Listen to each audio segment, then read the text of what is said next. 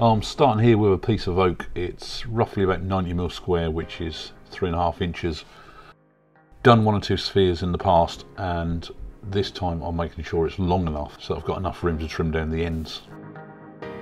First job was really just to get it all to round, so a simple job with the rough and gouge just to true it all up. Once it's trued up, I check the measurement of the width of the blank.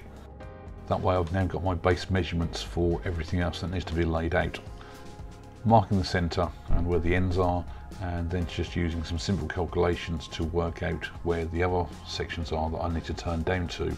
When I take down the sides to the actual required width, if you notice here there's a chunk fly out off this end piece, and fortunately I was wearing a face shield, and even more fortunate, it actually just flew right over my right hand shoulder.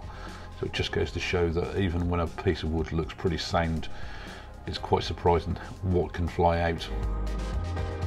This end though I have actually made probably a little bit too small, so I'm just going to be careful when I take this side down.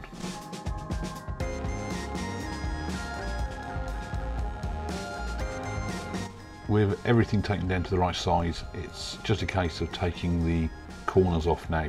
By just using the lines as a guide, I just cut a 45-degree angle across the side there. Halfway through I have to just go off and resharpen my spindle gouge again, which does really make a world of difference.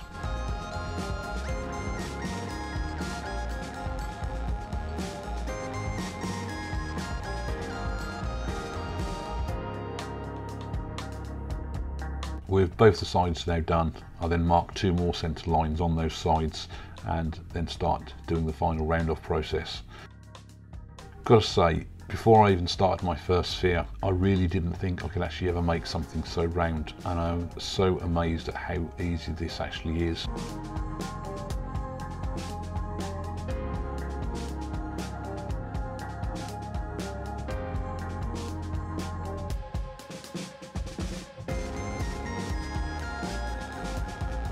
After that, swap over into the chuck and use my 2 jam chucks that I've made up. And when you use this, if you watch the opposite side to where I'm turning, especially in the top right hand corner there, you can see the ghost image. That's all the parts that has to be turned away. You do this a few times, just rotating the piece until you're happy where it's all fully round. This process just really doesn't take any time whatsoever. The end result is where you end up with something that's pretty accurate. Now, because this is wood, I mean, if you was to roll it on a smooth surface on the floor, it would probably wobble about because wood is not fully balanced.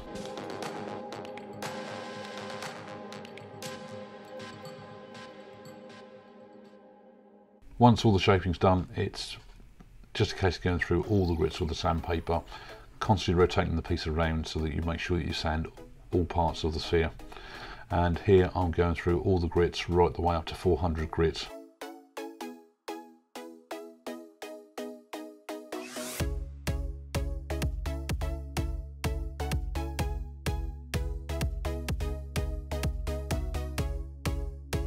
From there, I'm going to apply a coat of sanding sealer, again rotating the piece around. Once all the sanding sealer is dried off, for a change I'm actually using Yorkshire grit. Haven't used this in quite a while, and as you can see there, this is still my original tin that I've had for well over a year now.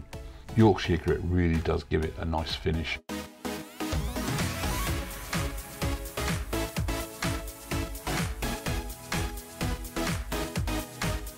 Now I'm trying some foam here just to try and support the piece so that it doesn't put any extra marks on, and what I found was that I'd got the jam chucks tightened up too much and it left some marks, so I had to re-sand one part of it down, reapply sanding sealer and the Yorkshire grit again to take me back to where I was.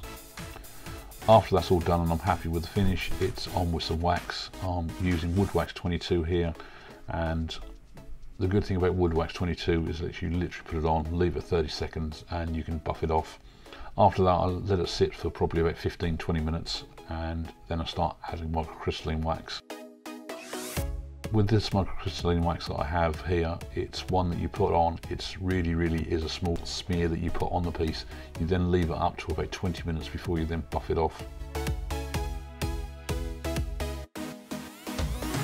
With the sphere all made, I decided to use one of the little offcuts of wood that I had from making this to try and create a small stand for it, and as you can see here, I am really working close to the jaws, so really taking my time and being careful.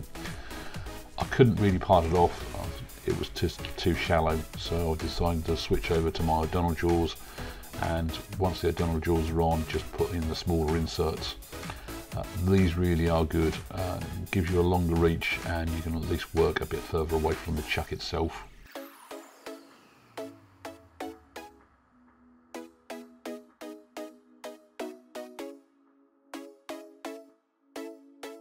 Remounting this in the jaws, it's obviously going to be off balance again, so it's a case of lightly going over, just screwing everything up again. And once that's all done, I sand this down. I think it's only probably something like 240 grit, a bit of sanding sealer, just denib it with a pad and then part it off on the bottom.